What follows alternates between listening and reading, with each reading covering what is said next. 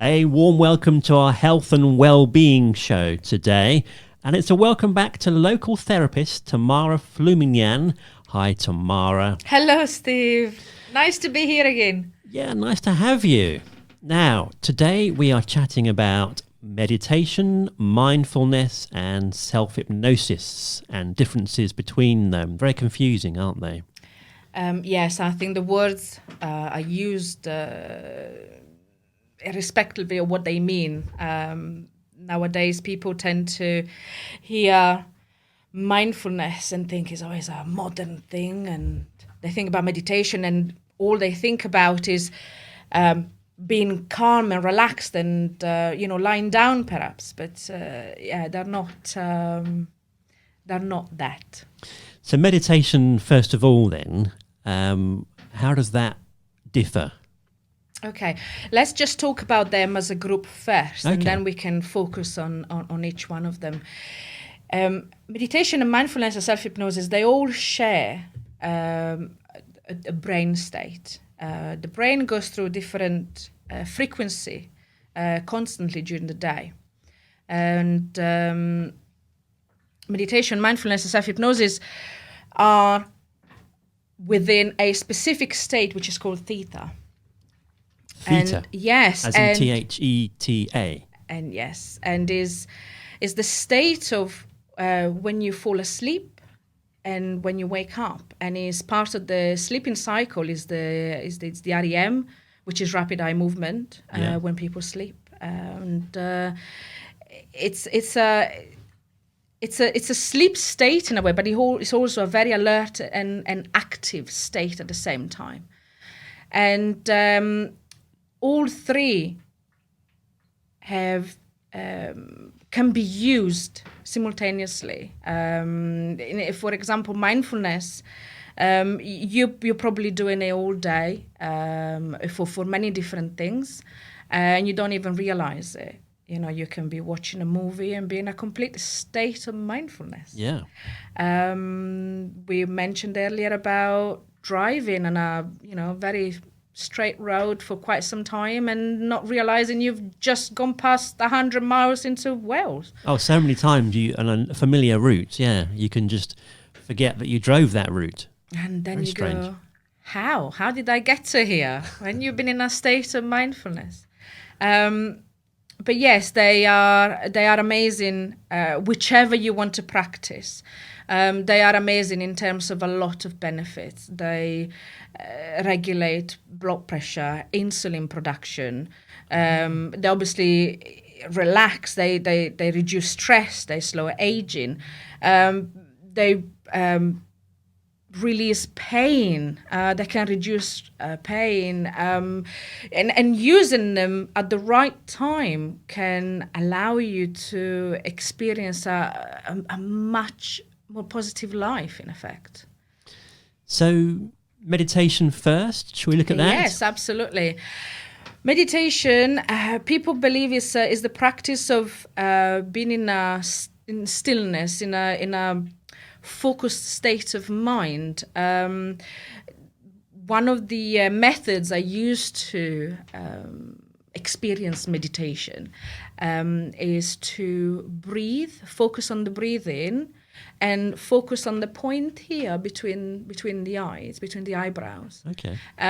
So if you were to close your eyes and you start breathing deeply, so you have to breathe through all the way through your diaphragm, and then you focus on that breath, and at the same time you feel the breath going through up your nose and into that point, and you can just stay there. And every time you have a thought, you just let it go and go back to it. That will immediately relax you, and the more you do it, the less thoughts you're gonna get. Yeah, because you find that, don't you, when you start meditating, your mind is always thinking of other things, and you keep to bring it back to the focus on the same spot of the breath or whatever again. Yes, absolutely. And there are many apps out there nowadays which allow people to meditate on the underground.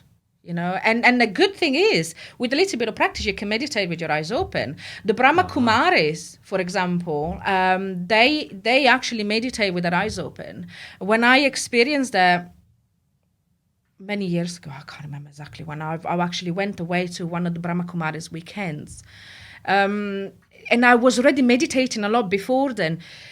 It was actually a revelation to be able to focus on someone's eyesight. The person running the meditation group, and we're talking hundreds of people here. We're not talking a few, like, the courses I run. Yeah. And seeing this person moving across the room and looking at each and every one of them, and yet being a completely still state of mind, was very interesting, and learning the practice was brilliant. It's focusing on something without an objective and without being disturbed by your surroundings. That's quite something. And do you meditate every day, or? I used to meditate every day. I no longer do, and I'll have to blame my toddler for that. But I do. I try to do at least three times a week, and I would probably sit there for half an hour, 45 minutes. Oh, right. When I did the practice every day, I remember I used to come back from work, so about 6 o'clock in the evening, meditate for 45 minutes. And then I would only need 4 hours sleep a night. Because it allows the body to heal itself. It's just an incredible practice. Any of this, by the way, would make such improvements. But if you do it every day, it becomes a natural thing you do for self-care. And yes, I mean, I didn't need to sleep much anymore because my body was just fine. I wonder if businesses should promote that. Just tell all the staff, right, take half an hour out of your day and we're going to have a meditation session. They'd probably find it would increase productivity. Absolutely. Reduce staff sickness. Absolutely, but it's true. It's true. And I think the Dalai Lama said you should meditate 10 minutes every day.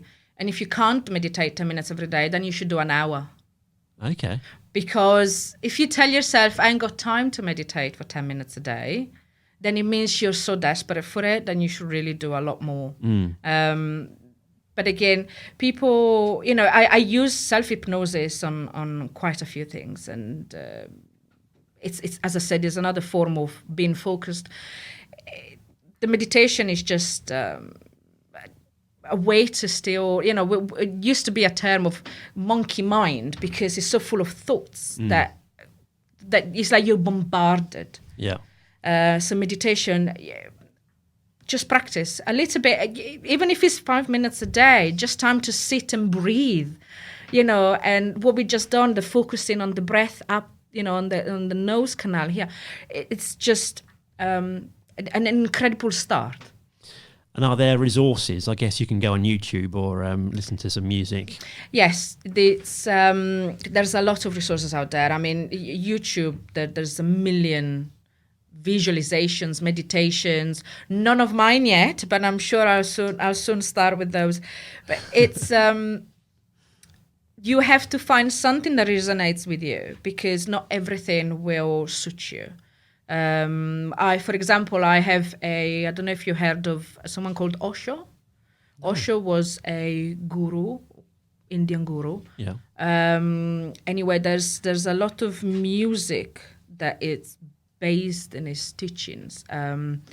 And I have found many years ago, this is at the beginning of the internet, so we're talking about 20 years ago, I had found this 15 minutes, it's like a sound, and I believe it includes binary beats, binaural beats. Binaural beats, yes. Yeah. And although at that point when I found people weren't aware of what that is, or was anyway, it affects me. I've used this so much now, I can just put it on and immediately I go into that state. But when I started using it, it vibrated in a particular way, has these drums in it. And it's incredible how the body responds to it if you just stop and listen. So you have to probably, because there's so much out there nowadays, you'll have to try a few things before you find the one that suits you best. And these binaural beats are kind of frequency that you listen to, and it's a certain sound that affects your brainwaves somehow. Absolutely, yeah. Thank you for explaining that. Definitely better than I would have been able to. I'm just thinking, I have no idea. It is. And there are some that create, you can find them for specific brain waves. So if you're studying, for an exam, and you need to be in that active and yet very receptive state, you can find a binaural beat that puts your mind into that frequency. So that you can find something that suits you at different times of the day, which is, nowadays is just amazing. We have so much information and availability of things, of everything out there. And that's true, yeah, for free. Yes, absolutely. There might be an advert on before it, but never mind. If you go to YouTube. And we're saying you should probably sit on a chair, but not to lie down. No, in case you fall asleep. I suggest not lying down, because especially when you start, if you have practiced, after a few months and you've done it regularly, then lay or whatever you want. But at the beginning, especially if you're a little bit tired, you may fall asleep. And that's the one thing you want to try and avoid. That would be a different state then, won't it? You'll be receptive to... It's you're not in control anymore in a way, isn't it? Yeah. You've gone that step further, and then if you're lying down, put an alarm clock on the side, because you might find, and if you are tired, you're probably going to slip past, the things you need to do. But yeah, having an alarm clock for 15-20 minutes when you start. The thing is, when you start with meditations, there's loads of apps nowadays. They're already 5 minutes, 10 minutes, 15 minutes, they're already fixed. So when you get to the end, in effect, your brain wakes up. Because there's no more music, there's no more speaking, there's no more visualizing. So although you're falling asleep, your brain gets alert again, and it's okay. But if you just put in a track that is an hour, for example, and you only allocate 10 minutes to it, and then you fall asleep, you find yourself for the hour, you'll still be there. If you've fallen asleep, it'd be a fantastic sleep. I mean, you wake up, you feel amazing, but it might not be what you're trying to achieve here, isn't it? Yeah. The dinner might have been overdone, or whatever you're doing. All right, let's look at mindfulness then. That's something different. Yes, where with the meditation is trying to still the mind in a way, although it can be very active. With mindfulness, it's the practice of being in the moment, being in the now, being aware of your sensations, of your thoughts, without judgment. We don't allow ourselves enough time for that. We're always rushing, we're always firefighting life. And mindfulness, I mean, it's been around, it's a Buddhist practice in effect. There were, obviously with meditation, again, it's the mindfulness word came up back in the 80s, I believe, but it only took on in the last 10, 15 years. Because, especially people sees these new words, these new things, these new therapies, and they think, oh, that's amazing, that's new, this has been tested and tried. And in effect, mindfulness and meditations have been around since the beginning of time. So mindfulness can help in a similar way. So you're saying about reducing pain, or even helping with diabetes sufferers to get their insulin production. Absolutely. These practices are amazing. People don't realize what an amazing machine they have, if you want to call it that way. Yeah. Our bodies are incredible. Science knows pretty much nothing yet. and there's always something new that comes up. And practicing these things will improve the whole well-being. You start with reducing stress, sleeping better. You sleep better, your body heals better. Your body heals better, then your insulin production moves on to a much better way. Obviously, you have to look at your body as a much bigger thing than one specific problem. Yeah. Because everything is interlinked. Everything, one thing is out of whack, then everything else will suffer. You're eating junk food or pre-prepared meals, and your body will suffer because you don't get enough nutrients. You have to look at it as a whole thing. You can't just pinpoint one item and then look at it as a separate issue than everything else. So mindfulness, how can we practice mindfulness? Give us an example of that. It's a very popular. It lives on a stream as a meditation, as a visualization. Leaves on a stream? Yes. What you do, you imagine yourself sitting on the side of a stream, perhaps the Colney River around here. Many people would have walked down the parks and in the area, and we were very lucky to have such a beautiful places. So you imagine yourself sitting on the side of a river, of a stream, and every time there's a thought that comes into your mind, you put the thought on a leaf that's going down the river. By doing so, you are detaching the thought from yourself, you put it somewhere else, and then you're watching the thought move away with the stream. Remember, the water you see going past is never going to be the same again. Your life, every moment we experience is never going to be the same again, because every moment has new knowledge, new everything really. And once that moment is gone, there's no, you have to have a new moment. You no longer have the old moment. And the same on the stream. So the thought is put on this leaf, you let it go. And then you can look at it going down around the bend and never to be seen again. And by practicing that, you'll find that you are looking at these thoughts with a non-judgmental way. They're just thoughts, no matter what. You're just watching them float down the river. Yes. Out of sight.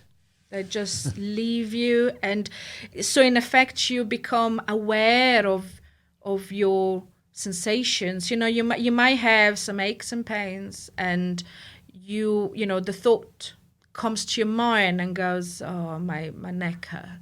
You take that thought, you put it away. And you'll find with this practice, all those aches and pains will reduce and reduce. And the more you practice, the better you feel. There you go. So third one, hypnosis. And I didn't know this, but apparently there is such a thing as self-hypnosis. You can hypnotize yourself. Every hypnosis is self-hypnosis. I don't do anything. We know the TV game show hypnosis, don't we, with the sort of Paul McKennans of this world, but we don't think of so much hypnosis as self-hypnosis, perhaps. Let me debunk some things about TV hypnosis. What the people don't realize is the preparation work that goes before the show. Yeah. The hypnotist, a stage hypnotist, I mean, it's the same technique in effect, but it's used for a specific goal. Now, out of 100 people that are watching the show, the hypnotist that does the show has to find those that are willing, that are able to, in a way, relax. And obviously, when you're willing to do something, you do it. Yeah. And I can tell you you're a martial art expert while you're under hypnosis. Really? I've seen programs where the guy, there's a TEDx talk that does this. I can't remember the name, I'm afraid, but go and have a look because it's brilliant. And he shows that this group of people on stage, in effect, has been primed to be on stage. He has selected through a series of tests that people may not even understand and don't even realize they're part of it. It primes these people to do what he wants them to do. Remember, with hypnosis, I'm not controlling anybody. The person controls themselves. So if they want to play chicken on stage, it's because they want to. It's because perhaps the pressure of being on stage is making them willing to do this. But they don't have to. They're not obliged to do it. No. And so with hypnosis, every hypnosis is self-hypnosis. I just guide the person through a relaxation, meditation, visualization, a counting of numbers. Usually it's what we use. We don't even need to use that a lot of the time. We can just, while we talk, for example, Milton Erickson, is one of the most famous hypnotists in the world. His technique, it would just take people through a chat, in effect, and people would just be hypnotized, fully awake, eyes open, and just be. But because they were willing to accept the help, that's all there was to it. It's the intention. So in terms of self-hypnosis, it's very simple. It's the same as, trying to meditate, is trying to do mindfulness. We go through a series of steps. With the meditation, we were breathing. We can use that to go into self-hypnosis. But self-hypnosis serves a specific purpose. Let's say you want to stop biting your nails. Yeah. Now, you can do two things. Or you can actually do several things. One of them is buying the horrible nail varnish you put on, and it's another chemical you want to add on your skin. You can go to a therapist. Any therapist will help you with that. Or you can attempt it at home with self-hypnosis. Yeah. It requires practice, but your focus of the session, in effect, instead of being the breathing, instead of being of you watching your thoughts without judgment, you focus your imagination onto what you want to achieve, your goal. So, in effect, you're going to be imagining your nails amazing, looking just the most beautiful nails you've ever had in your life. Yes. And every time you bring you imagine, you go through the steps, every time you bring your hand to your mouth, you can add an imagery on there to change it. So you can focus on every time you take your hand to your mouth, you perhaps remember a positive memory of some sort while you go through the steps, and that will over time stop you from biting your nails. It's not going to happen overnight. No, because you're doing it by yourself. I mean, if you go to a therapist, it probably happened within 1 or 2 sessions, depending on where the issue was, where the stress came, because it's a habit, isn't it? But self-hypnosis is you have a goal in mind to change. Yeah. Like smoking, I suppose. There's a definite habit with that, isn't there? Like at 10:30, I go downstairs out of the company, stand outside, and I have my cigarette. Yeah, I tend not to deal with that. I'm an ex-smoker. I will refer, if someone calls me for smoking cessation, I will refer them on. It is not my speciality. Yeah. I'd rather work on the things I want to work. And there are plenty therapists out there. I mean, nowadays there's usually the smoking package, the stop smoking package, just to be specific here. 1 long session, and then there's a follow-up a few weeks later. Some have a different process with hypnosis. You have to do some homework, perhaps before the session.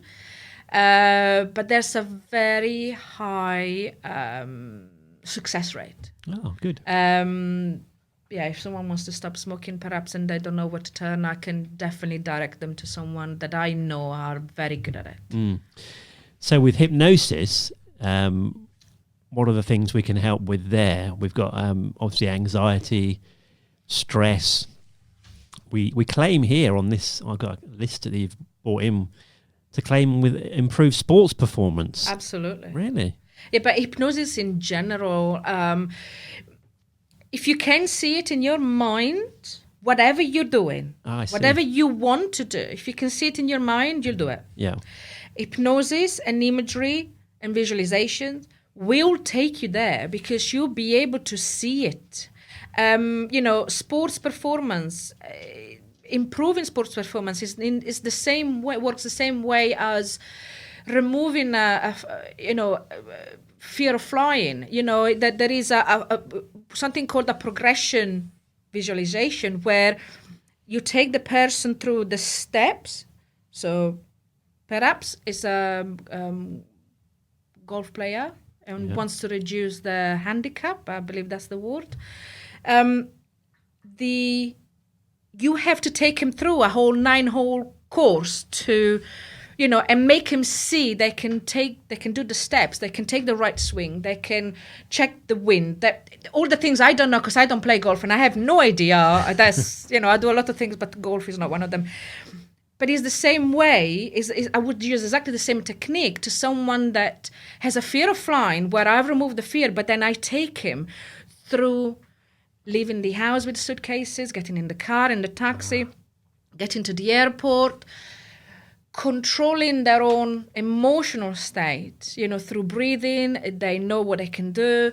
They can see themselves in this imagery world. They walk through the airport, through security, so step by step, and then they get on a plane. And then on the plane, sometimes they go, okay, I've removed the fear, but I'm still a little bit anxious here. I'm sitting on this seat.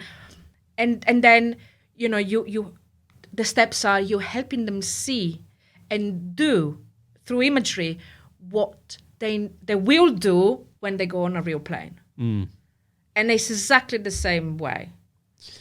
I wonder if fear of flying is actually a phobia or it's just something we hate because it's the whole process of the waiting around in the lounge and the queuing. It's not that it's a phobia so much, it's just we don't like it. It depends. I recently, and you'll see the testimonial on my website, I recently treated a 14-year-old boy for fear of flying. Okay.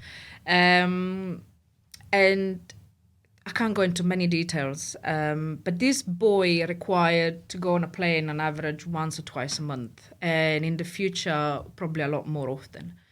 And he developed a fear, probably watching a plane crash somewhere. Yeah. There has been so many recent in the last few years. There have been a few, people have seen him on the news, the debris on the ground. And he developed a fear of personal safety. And the fact that if the plane crashed, he would be physically damaged and not be able to play whatever he was playing and live his life the way he had planned. Yeah. So his fear wasn't necessarily about the plane. It was about not being able to do in the future what he had planned to do. Ah, so it could apply to cars as well, being in a car crash or something.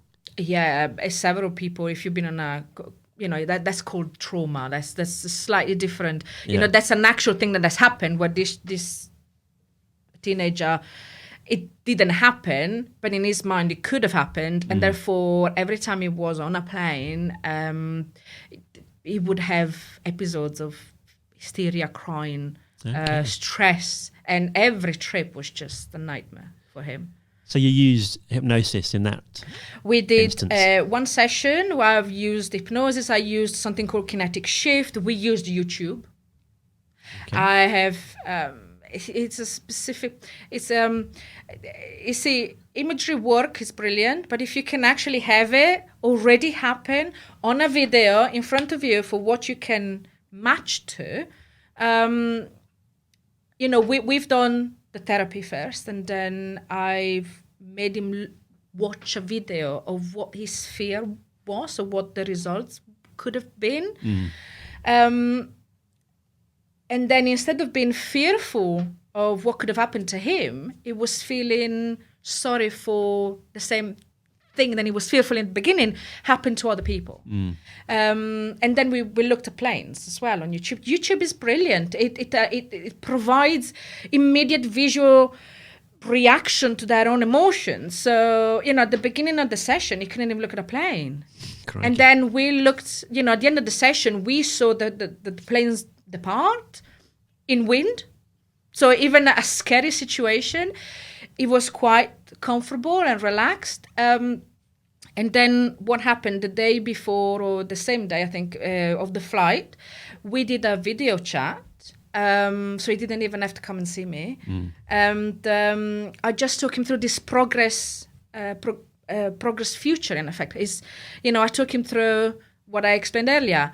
Get your suitcase in the car, be taken to the airport, meet whoever you have to meet at the airport, go through security. And then when he walked from the gate to the plane, where you get all these big glass windows, you can see all the planes on airside, that's when he was a little bit apprehensive. And we removed that immediately. And then, in his mind, he saw himself breathing through this, a little bit of tension, sitting on the plane and being very comfortable. And the feedback I received from both his mother and someone that was traveling with him, that wrote to his mother, I cried because it was so... It made me so happy, and as far as I'm aware, he's been fine ever since. And in fact, his return flight was amazing. He had so much fun, which, that's what I work for. That's what I do this for, is to show people that there is another way, to show people that you don't have to fear life. Yeah. You can achieve everything, and you can be the best version of yourself. You don't have to be crippled with... So you almost changed in that instance the emotion of fear into excitement. Yeah, joy, enthusiasm. Once they landed at the other end, apparently they did a little dance. So it's brilliant, yes. I was very pleased. Fantastic. Well, we've gone through 3 fairly similar but different methods there. And on your website, which is a brand new website... Yeah! There's some examples on there of some of the things you can help with. Anxiety, phobias and fears, depression, trauma, abuse and PTSD on there. And you've probably got some case studies, I guess, going further down there. And some I've only got a few people. testimonials. There are other testimonials on my Facebook page. Yeah. It's interesting, isn't it? Just the power of our minds to cure physical things. It's amazing. It is. There's many incidences of, it's been a miracle. I mean, if you look at, as you know, I'm Italian. I grew up in a Catholic environment, and ever so often you would hear of someone being miraculously healed. Yeah. We even have monasteries where people go up there and pray to the saint, specific saint of that monastery, of that church, or that building, especially up in the Alps, but they're throughout of Italy. And then you'll find they went there paralyzed, and then they left the wheelchair there and they walked home. Wow. So I grew up with, it is possible. If we have just that one thought that it is possible, that's when we start looking at other ways to do things. Because obviously the things we've done so far have taken us to that point. And then, that's the point we don't want to be in, isn't it? We need to try something different. Yeah. Yeah, open our minds to all these different methods. Absolutely. So your website is lyncroftstudio.com. I think you're fairly active on Facebook, aren't you, as well, probably? Yes. Yes and no. social media. Yeah. It's, We can't keep up, can we? yeah, I mean, I've got some colleagues who manage to post like 5 live videos a day, 5 posts on 15 different groups, and I'm going, okay, no. I am active. When I find something that I think is worth sharing, I will. It's one of those things, isn't it? You use Facebook pages, Facebook groups. I mean, I've been working in the background in a few projects that one is going to be coming up soon enough. Yeah. Which I would like to come back and talk to you Oh, about. by all means, yes. And yes, fully evidence-based, and I've joined forces with an amazing person. And funnily enough, she's Italian as well. I didn't plan this; it just happened. and again, she's been living in this country for a long time. And yeah, so I've been working behind the scenes, and obviously while seeing clients, Yeah. and helping them with their problems. And on was this the TEDx video you were speaking about? It's Albert Nuremberg. Might be. Nuremberg, yeah. Yes, it's him. Yeah, it does. It does. It's worth a watch, perhaps. Later. It's worth a watch. Yeah, you know, sometimes I watch these things and I go, oh, you shouldn't really do that. You just portray a way of hypnosis that it's not quite what we try as therapists, show, because people, I've even run with. I went to a conference back in November, a hypnosis conference. It is run in Heathrow, one of the hotels there. And one of the talks explained, is from Dr. Kate Bevan-Marks. She explained how to be researchers, because a lot of people believe that the research is only run by, pharmaceutical company, the NHS, universities, but as therapists, we can run our own research. And me and 4 others, because we were divided in groups. We ran this this online questionnaire a few months ago. The questionnaire asked about have you ever seen? There were 3 questions in effect. Have you ever seen a stage hypnosis show? Yes or no. If you said yes, did it change your mind about hypnosis? And would you still consider hypnosis as a form of therapy after watching it?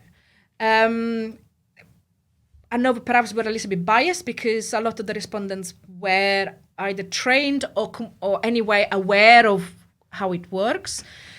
But it was nice to see that those that were not trained were either still sitting on the fence, or actually were positive about using it, even though they watched a program where someone was turned into a chicken.